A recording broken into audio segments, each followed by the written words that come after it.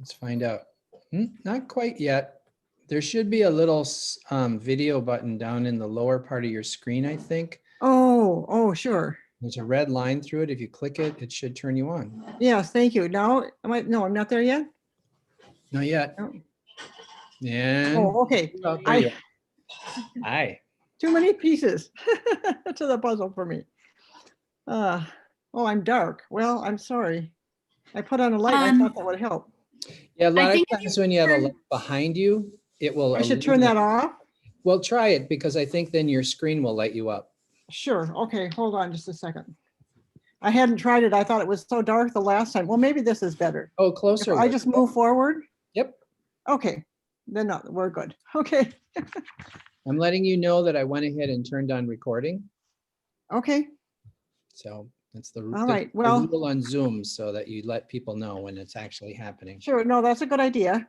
So I'm just going to try to read this, and so I can't really sort of look at the camera and read at the same time. So I guess I'll just read. Okay.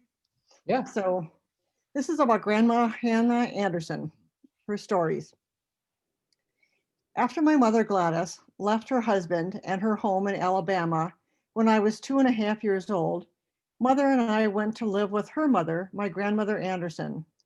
My grandfather Carl died the year before I was born, and when we arrived, 2 of my mother's brothers were unmarried and living on the 2nd floor of the house.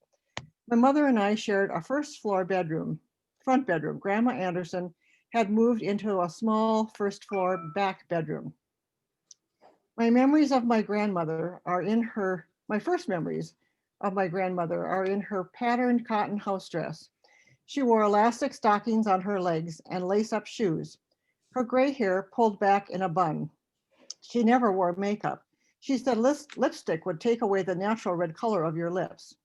She did wear jewelry, always a watch, and often a cameo brooch on Sundays and other special occasions. She did have a necklace of crystals she wore sometimes. As she was born in July, her wedding ring and the custom of her homeland held rubies. I am not certain how the finances of the household worked. I know my mother paid some small amount of rent from her salary as a registered nurse, which I assume her brothers did as well. Her brothers worked in a large shed garage structure on the property as it held their machinery for their heating and cooling business. It was used to fabricate tin for ductwork, all by hand. When alive, my grandfather had started and run the business. What I do know for certain is that my grandmother kept a tall ledger book with yellow pages and columns. As a young child, I would notice that if she gave me a few pennies or a nickel for candy or a quarter to get bread at the grocery store at the top of our street, she wrote it all down in that book. Literally every cent was accounted for. If I asked for money for something, I was constantly reminded that rich people counted their pennies, and we needed to do that too.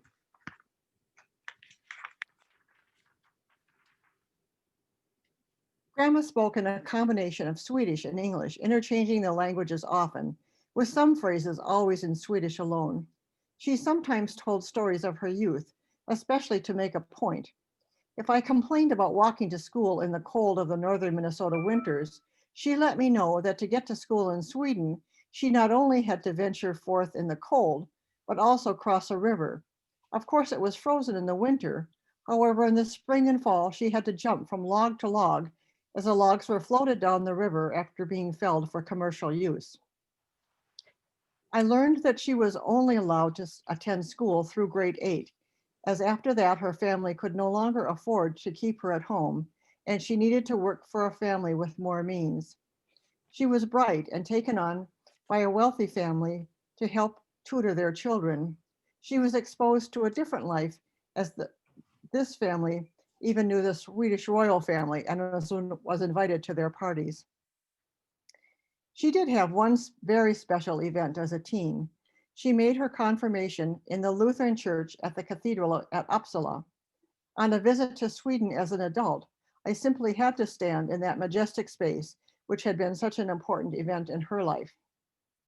At age 22, she, on her own, crossed the Atlantic and made her way to northern Minnesota to join her brother John and his wife in hopes of building a better life for herself in America. She told stories of such rough seas that it felt as though they were more than the height of a two-story house. 3 years later, she married Carl F. Anderson, and they built a life for themselves in Cloquet. Later, more siblings came to this country. One brother living on the same street about a block away, and a younger sister marrying and living next door, and another younger sister marrying and living across the street. One brother broke the mold and moved to Chicago. It was always a special event when he took the train and came to Cloquet to visit. Grandma Anderson birthed 8 children with 6 surviving childhood. Her sisters understood more about birth control and had fewer children. For some reason, they never shared that knowledge with her. Grandma seldom spoke of those perished children. They were buried in a different part of the cemetery than Grandpa Anderson was, and though we visited his grave about once a week in good weather, we seldom visited those graves.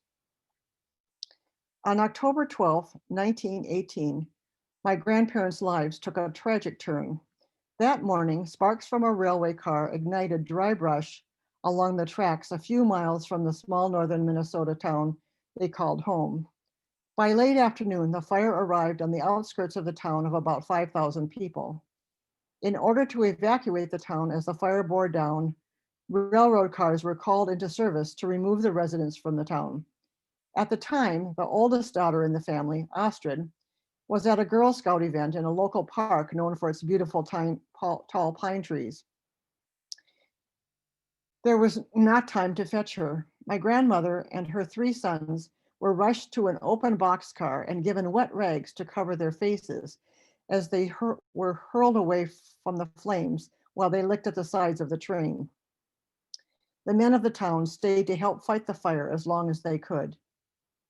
My grandmother, pregnant with my mother Gladys at the time, was taken to a port town on the edge of Lake Superior, where a host family took her and her children in to live with them for what turned out to be many months. Eventually, the oldest daughter was reunited with her family. My grandparents learned that their home, along with most every other home in town, was burned to the ground. This had to be especially difficult as the first home they built on their land was destroyed only a few years earlier by a fire started by a lightning strike. It took years for the town to recover, as most of the companies in town were based on the wood products industry. Thankfully, Northwest Paper Company, where my grandfather was employed, was able to reopen a week after the fire was contained, though the other major employers in town took much longer to reopen. Slowly, homes were rebuilt, including theirs. My experience with Grandma likely was far different as a grandchild than the experience of her own children. From what I have been told, she was a strict mother with a temper. She was slow to anger with me, and while my mother raised her hand to me, Grandmother never did. Grandma had a great love of her husband, though I know they had a difficult life together, especially when he drank too much. She would tell stories of how sick he would get due to the stomach ulcers and how she tended to him. I did not know about his depression, nor that he took his own life on a small ridge at one edge of the lawn on the property until I was 9 years old, when I heard an argument between my mother and my grandmother, each blaming the other for his death. Before that, I had only been told how sick he was. Living in a small town where everyone knows everyone else's business, and suicide at the time was an unspeakable thing, it had to have been difficult for her. And then my mother came home to live as a divorced woman, again, something highly unusual at the time. I never saw my grandma do anything but hold her head high. Her heart, though, I think was rather broken. Every Sunday, no matter the weather, we walked many blocks to attend services at Zion Lutheran Church, originally the Swedish Lutheran Church. We always sat near the back of the church. Grandma had a black sealskin coat, and in the winter, as a young girl, I would bury myself in the fur on her arm. She insisted I attend not only Sunday school, but also Bible school in the summer. Her faith was very important to her. Every evening before bedtime, she sat at her dressing table, reading from a book of daily meditations. Sometimes, as a young girl, I would sit on her lap as she did. The first prayer I learned was in Swedish, asking for blessings for the little children as they slept. Another way for her to stay connected to her former life in Sweden was an organization called Vasa. The members of the local Vasa order all were Swedish immigrants and spoke Swedish at their meetings. In many ways, they were a support system for each other and continued cultural traditions from their home country. Additionally, a Swedish American newspaper arrived regularly. Even to this day, certain smells from the garden bring back memories. A row of lilac bushes edged the driveway of Grandma's house, and one small rose-colored hobnob glass vase was always filled with the lilac blooms in the season. In front of the front porch of her home was a thick bed of lily of the valley. The scent was such a favorite of hers that was the cologne she wore. While they had no scent, the living room window on the south side of the house held a special tiered table for her potted violets. Her yard also held a rose bush, tiger lilies edging the tool shed, a row of annuals and perennials along the south side of the house, where she took pride in amassing peonies, daisies, and other favorites. With family in such close proximity, it seemed coffee was constantly brewing. The table in her kitchen was the gathering spot and in the center was a glass bowl with thin, very thin hardtack. Some folks slathered in butter, some ate it plain. Of course, the best treat was when Grandma baked wonderful sweet rolls, pineapple upside down cake, cookies, and in the season, fruit cake, which had been wrapped in a cloth, soaked in wine, and cured in the cellar. She never really measured anything, as she knew by the look and feel of the dough what was right. It was very difficult to write down her recipes. While baking, she almost always wore an apron made from printed cotton flour sacks. Grandma not only shared coffee and food with her family, on many an occasion, there would be a knock on the back door from a stranger. Men who, as she described to me, rode the rails, would walk the several block journey from the railroad line and hope to find food at her door. She never turned these men away. A bologna sandwich of soft white bread and mayonnaise and a cup of coffee was the usual fare she offered. In the summer, it was my job to deliver the food to the backyard picnic table. There must have been some kind of network that let the men know hers was the door to knock on. One of her prized possessions was a walnut tabled pedestal stowing machine. While she crafted many things on that, her favorite activity by far was crocheting. Doilies were everywhere, and all pillowcases were edged in crocheted lace, as were many sheets. Again, I never saw a pattern. She just knew what to do. Once doilies were completed, most were starched so that they could keep their shape. While not crocheted, the other thing that was regularly starched were the lace curtains for the living room and dining room windows. They had a special curtain stretcher with pins on all of the edges. It was an elaborate process to get the right amount of starch and attach them to the stretcher to dry. This was an old Swedish custom. Other of her prized possessions were hand-painted china teacups, saucers, and cut and etched crystal in her dining room china cabinet. One year, all of her children gave her a beautiful set of Cambridge rose point etched crystal goblets and wine glasses.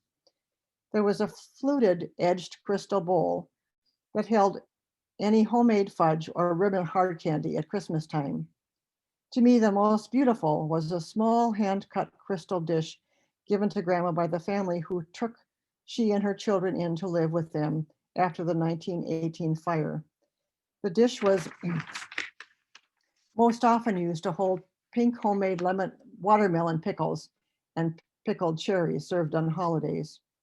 She also loved a few hand-painted plates which she covered with crochet doilies to serve cookies to guests. Christmas was by far the most important holiday celebration time. All Grandma's children who lived anywhere close by brought food for the table. Ham was the meat of choice. Grandma loved being surrounded by her children and grandchildren. Christmas Eve was when we were all together. Christmas Day was reserved for the church service. Other special family times were picnics. often held in Jaycook State Park, not too many miles away. It held a roaring river with a swinging bridge to cross it, always an adventure. And on hot summer Sundays, a picnic lunch at the Indian Resort on Big Lake, just outside of town. There were no concessions there, just a wide lawn down to the water's edge. It was much quieter location than resort down the way. Some summers, many family members rented a northern Minnesota cabin and off we all went for a week at the lake. Lots of swimming and fishing took place then. Other events were drives to Cass Lake, Minnesota to visit my grandfather's family at their farm. Well, sometime when I was in grade school, Grandma's children gave her a black and white television. My memories of the family time were really when the family gathered in the kitchen listening to the radio. One important memory stands out. There was a political event of some kind, and at the end I inquired about who she was voting for, a Democrat or a Republican. Her answer stuck with me. She said, "I vote for the man, not the party." That year she supported General Eisenhower, though Cloquet was clearly a Union town, and many supported the Farmer Labor Party. The summer after my 8th grade year came by way of my mother marrying a longtime suitor, Stanley, and us leaving Cloquet. My Uncle Bill and his wife Florence, who had been living upstairs at the family home, decided that this was the time for them also to move into their own home, excuse me. They purchased one with a small cottage in the backyard where Grandma could live, allowing her to sell her home and have fewer responsibilities. By that time, another uncle, Gunnar, who had been in the family furnace and air conditioning business, had also moved out of state with his wife, Connie, so the tin shop was no longer in use. Grandma by then was approaching 80 years old and her vision was starting to fade. Otherwise in good health, she lived the rest of her life in the little home on her own. Though as years passed, my mother would bring her dinner and my uncle did her shopping for her. She continued to bake and crochet, as this was mostly done by feel. During that time, unfortunately, she suffered the loss of another of her beloved sons, Herbert. She continued to visit Grandpa Anderson's grave and in the end was buried next to him. Some of her children were also buried at the site. Not long before the summer she left this earth, Grandma and I had another important conversation. I had arrived home at Thanksgiving time to announce that I was about to become engaged. My husband-to-be was Roman Catholic, and my mother told me it was up to me to tell Grandma that. Growing up in Cloquet, where Lutheran children were not allowed to play with Catholic children, this was somewhat understandable. Grandma's response was, "If you love this man, marry him and go to church together as a family. That's what is important." Beloved Hanna Anderson lived a full life and left her mark on her family as a source of strength. There you go. Whoops. I will try to be a little brighter. So I'm just going to say one thing while I'm thinking about it. So when I was going over this last night, I realized that, Laura, I think that dressing table that I sat with at Grandma, I think that ended up being given to you for your bedroom. Do you remember that at all? I lost your sound. I can't hear you, Laura. I'm sorry, I muted just because. Oh, okay. Sorry. Yes, and it, yeah, that's my most prized possession, but I guess I did not. I think I do know I knew that, but now you've totally reminded me of it. It's actually at my office to get refinished because it needs it so desperately, you know. I'm sure. Was that the one that was painted white? Yeah, it was painted white, and then I painted it with a green wash. I antiqued it. Mom helped me antique it. Wow. Cool. Yeah, I'll find a picture because it was the centerpiece of my bedroom all growing up. So, but do I remember correctly that there was a mirror that was attached to it? Did they took that off, or do you still have that? I still have that. Oh, okay. I wasn't sure. Okay. Anyway, so I just couldn't help but think about that. So, and then I'm quite sure that it was Verna who wanted Grandma's china cabinet. So I don't know what happened in the family with that, but I know that when they split up the things from the house, that Verna had asked for that china cabinet. Yeah, I So- want to go. I have some doilies. I was just gonna go grab them. Okay. Well, I still, this is funny, but even in my house here, I have one doily out in the living room because it's sort of a little piece of grandma here. So Oh, that's so interesting. I think I might have a crocheted bedspread. It's possible that it was made by her or her and her Possible. friends. It's massive and it's incredibly heavy, so it goes over the whole Yeah. bed. And yeah, I don't know if you have any memories of that, but you know, I know that she made some, but I can't speak to what exactly any of them look like. It's just past my memory. So, gotcha. but she did, there were certain kinds of crocheting that she did more regularly than others. Some, I think your mom also did some crocheting. That wasn't her. She was mostly a knitter, your mom. Yeah, She yeah. didn't really do much crocheting that I remember. Not that So- I'm But she aware of. did like pillowcases, right? This was her Pillowcases. big So one. I'm quite sure, Laura, that's one that she did. Yeah. The doily kind of thing that you had up, I don't think was one she did. She did the kind of lace that you had around that. She didn't ever do ones that had fabric in the middle that I remember. Okay. So Wow. So they are crocheted to the center. Is that correct? the whole thing was crocheted on It's the crocheted, doilies right. that she made. So Gotcha. It's funny, I collect those and use those doilies as well. And I think it's like just the fact that I saw them growing up. I don't know why, Yeah, but we have a yeah. whole bunch here at the house. yeah. Well, one thing that I haven't done that I always think I'm going to do it, and I just have never gotten to doing it, was frame some. I've seen some that have been framed beautifully, but kind of the ones that I wanted to frame, I realized that they had some stains on them. I mean, she did use these doilies a lot, so some of them that were the kind of the prettiest also have some stains on them. So Well, I'm gonna do what Anyway. Laura did. I'm gonna go grab something just to show you guys. I'll be Sure. right. Look at this, you guys. These stamps say 1964 Christmas stamps. I'm oh sure my that goodness sake. I'm Wow. sure that, it was a gift Sure. that, Huh. because she was alive then. Yes, she was. That's the She year I died was in born. 1969. Yeah, 69. She died in 69, yeah. So anyway, well, that's fun, Laura. Wow. I Yeah. just couldn't help about thinking about you when I thought about the dressing table. So I can't believe it. I mean, when I think about this now, I'm like, honestly, it's been sitting at my office and then it got moved from place to place because Steve was not a big fan of it. And I'm like, oh, it's completely different now, knowing, being reminded that it was Grandma Anderson's. That's like Yeah. a big deal. yeah. Well, it's just, and she spent a lot of time there. As I say, she didn't just sit there to do her hair. She sat there to read. Her bedroom is really pretty small. There was room for a bed and the dressing table and a couple of dressers. And Are there- that was, Do you know if there's any photographs of that little house that we heard about but never saw?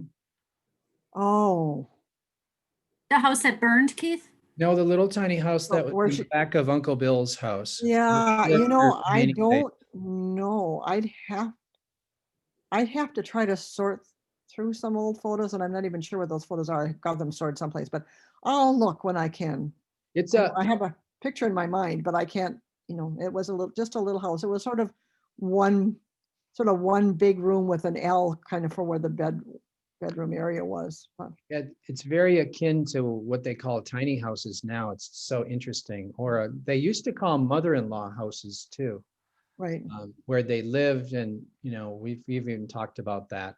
It's just a really strong memory that I have, but I never saw a single picture of. Yeah, I'm not sure. I'd have to look, Keith, if I can see if I can find one. So So I just wanted to show you. I don't know if you can see this, but this is some, kind of the influence of those doilies. yes. No, this might have been one of hers, but I actually I was doing photography where I was putting it on fabric, and I made two Ah. portraits of Debbie and me And so that center is what's known as a cyanotype, a very, very old photographic process. Yeah, And then I right. hand sewed this piece of fabric on top of Wow. the doily. Wow. I made these as Actually, put it up again, Keith, because I think actually that's a pattern that Grandma did. I think I remember, I think she called that kind of like a pineapple pattern or something. She might have, yeah, so. So we just have, yeah, I did a couple portraits because I love the notion, and the doilies, the lace, the pattern always really affected me, and I haven't really understood why. And I think maybe perhaps because I had these child and family experiences with this craft. Yeah, yeah. So Well, Grandma's hands were always busy with it. I mean, she just never sat to, and she didn't sit and read a lot, which is sort of understandable because English was a second language for her. So, she would have her hands busy all the time with. one So. one other thing you made a lot of remarks that made me think of things, but one remark that you made was very, very interesting and poignant to me. How you talked about her mixing Swedish and English, and as my dad in the last physical times that I saw him, not so much the couple virtual times, he was doing that a lot. Like he barely ever spoke Swedish in front of us ever, and he was mixing the Swedish with the English with little comments and such, and it was just like that. Just reminded me of that experience too. Wow. Well, that's interesting, but he probably heard it even more than I did because he was older, and so she probably even used less English then. Oh, yeah, maybe. That wouldn't surprise me. I mean, think your dad was 9 years older than I was, and so, and your mom, your grandmother would have probably spoken a lot of Swedish with her mother. That wouldn't surprise me either. I think that they used to speak Swedish together more so than, like, for instance, my mother did with Grandma. So. And so, how much older was Ostrid from Gladys? Oh boy. I can't say exactly, but you think there were 5 children in between? Because you said she was in the 8th grade when the fire happened, and your mom was pregnant with her, right? Yeah. So 13 years? 13 years. That would 13 make or sense. Yeah, that would make sense. and was Gladdy the baby? No, Aunt Ev was the youngest. Oh, Yeah. No, my mom was not the youngest. So. No. Well, but good to pick that up. I missed that. I know I said it, but I didn't keep it in my head. So anyway. So this is my ignorance. This is when I get to show my ignorance. Where are they buried? Oh, what cemetery? Yeah, what cemetery? I think it's called, oh boy. I better look that up to make sure that I say the right thing. It's on the hill in Cloquet. Okay. And I know there's a little road that they're buried at the kind of the back. We could actually, the thing that was pretty nice about it was that we could drive practically right next to the grave. And sometimes they would even, so we could park the car right behind Grandpa's grave. I mean, it was because that's where the road was just adjacent to the grave. So it was kind of at one of the back areas of the cemetery, but I don't want to give the wrong name. So I'll have to look that up. Okay. so, and you said that you went once a week? Probably. She would bring flowers. Yeah, she would like to bring flowers. And it just was important to her to put flowers on his grave. That's amazing. Yeah. Well, think about it. When I was little, I mean, he'd only been dead a year. I mean, so it was pretty fresh to her, when I was a little kid. So. And it's amazing that he was allowed to be buried, I guess, because I thought maybe it's just in the Catholic Church at that time, they wouldn't bury them. They wouldn't even hold a mass or anything. Well, yeah, I think it's different in the Lutheran Church. So, Thankfully. I'm I mean, just, that's changed. my screen just told me that we have 10 minutes. okay. Well, Just, think just if to you let have you any know. special questions, let me know. Yeah, I want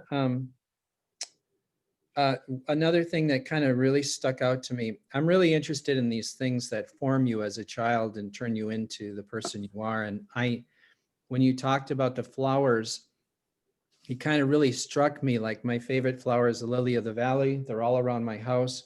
Ah, Lilac bushes, we always get lilac bushes and put the branches in the house, all over the house. It's just all of those things, the tiger lily, the peonies, we have peonies that my mom, Mary Ellen, and maybe she got some from that area. We have some of Mary Ellen's peonies in our backyard. oh, wonderful. I'm so happy for you for that. Yeah, and I think that those flowers, I think those came from grandma. I think they came from grandma, so they may be like I mean, it's like, They might, yeah, no, they very well could be, because it would make a lot of sense when you think about it. You split, when they get big, you split them. And so Grandma Anderson would have given them to your mom, who could easily have given them to Ostrid, who could have given them to your mom. I mean, it would make a lot of sense. So, yeah. So that's like, this is really, really beautiful. I really appreciate you putting down in words what you oh, well, you're certainly welcome. Me too. The part that just blew me away is I remember being a little girl and I had this little bottle of Lily of the Valley perfume. I totally forgot about this till right now. And I would wear it. And I'll bet you that was handed down, like, Yeah. Well, as I say, Yeah, it was wow. Grandma's favorite scent. So And then, okay, there's my list of questions. So did you go to Grandma Anderson's funeral? I did. You did. And I was pregnant with my son, Jeff. oh, And I did go, and I completely fell apart. I mean, at the gravesite, I completely fell apart. And Aunt Carrie, who lived next door, said something to me that interestingly enough had not occurred to me until the time she said it. She said, "She was mama to you." oh, And for whatever reason, that hadn't entered my complete consciousness, but it really is the truth. She was the one who raised me. So and did you, yeah, it was your mom. Yeah, mama. Did you, it's funny because my experience of Grandma Anderson was a very, very stoic, quiet, tight bunned, wearing old dress with lace-up shoes, sitting very proper in a couch chair at my grandma Louie and Ostrid's house. And I like maybe heard her say 2 or 3 words. This is like the real, like, my real memories of this very quiet, stoic person that I didn't, I don't know anything about her. She didn't talk to me very much because I was a little tiny tot, at the time.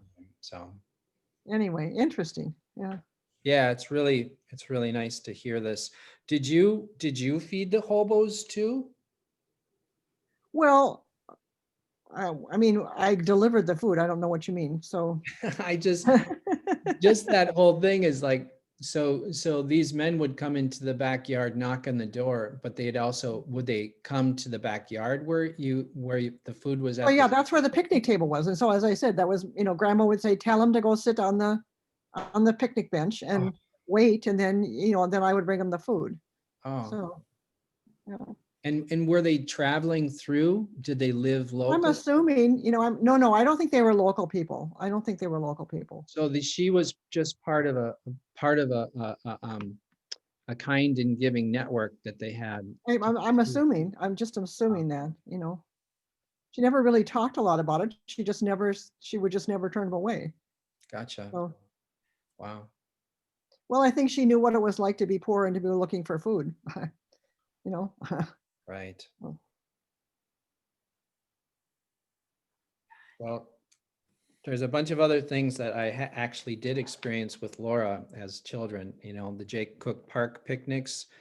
We lived at Big Lake, so we had these. I know, Keith, that we didn't know that were connected to previous family. I know.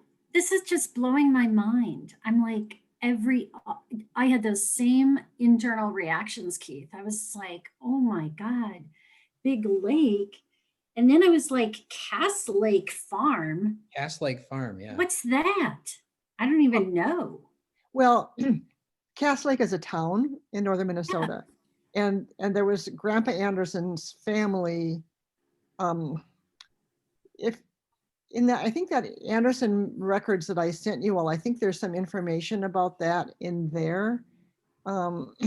So his family, he was a young boy when they came to this country, and they had a lot of hardship themselves, that family. But anyway, they ended up living in Cass Lake. The people, some of Mom's cousins, lived in that area. So. Well, we have some like studying and looking up to do and going back. The life you're kind of bringing to the pages and the words is helping a lot. Just, it's having a different kind of effect than just reading. And I don't say that to diminish your writing. I'm just saying Heavens no. hearing someone talk and make sense of those things is really, really important and really appreciated. So, well, I'm glad. It's nice for me to be able to share it with somebody who has some other connections that they can put together. That's special for me. So is it okay if we bug you and Of course. in the future about doing this, because this is really great. Well, that's be fine. Cool. Well, we have just about 2 minutes, and I just wanted to let you know that I really appreciate it. It's great. You're welcome. And it's nice seeing you. I'm glad you're doing well and healthy and everything. Oh, thank you. And hopefully your family is as well. Oh, thank you very much. No, we're on the list to get the vaccine soon, so we're pretty happy about that. So. Oh, anyway. good. Well, thank you for Good. organizing all this, Keith, and you too, Laura. And so it's just nice to see your faces, and we'll stay in touch. Okay. All right. Thanks. Sounds great. Thanks, Betty Take Dee. care. Okay. Love you. All right. Bye-bye. Bye-bye. Bye-bye.